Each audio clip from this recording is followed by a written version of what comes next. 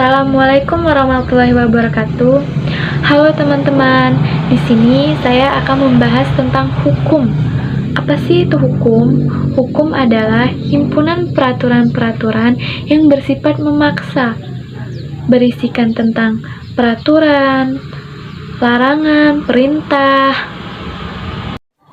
Mungkin kita sekarang masih bertanya-tanya ya, kenapa sih harus ada hukum?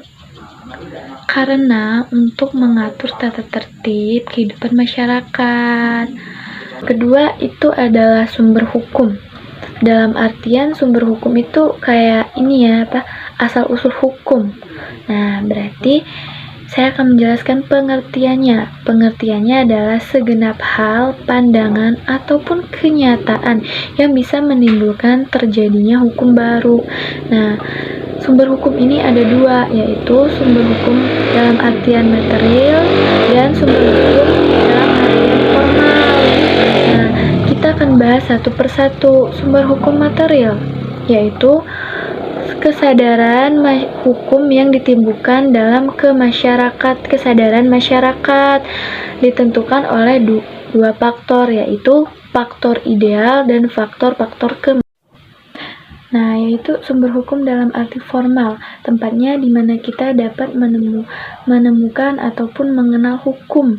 Nah, bersangkutan dengan masalah cara pembuatan undang-undang yang menjadi tugas dari lembaga legislatif. Nah, selanjutnya adalah asas-asas hukum. Menurut saya, asas-asas hukum itu adalah landasan awal dalam pembuatan undang-undang maupun pasal-pasal yang ada di negara kita ataupun negara lain. Baiklah, selanjutnya adalah sistem hukum di Indonesia.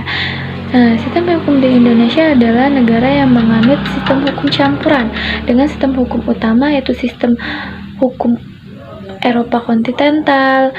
Selain sistem hukum Eropa kontinental, di Indonesia juga berlaku sistem hukum adat dan sistem hukum keagamaan. Nah, seperti hukum syariah Islam. Baiklah, terima kasih. Hanya itu saja yang dapat saya sampaikan. Apabila ada salah, saya mohon maaf. Kepada Allah saya mohon ampun. Saya akhiri. Wassalamualaikum warahmatullahi wabarakatuh.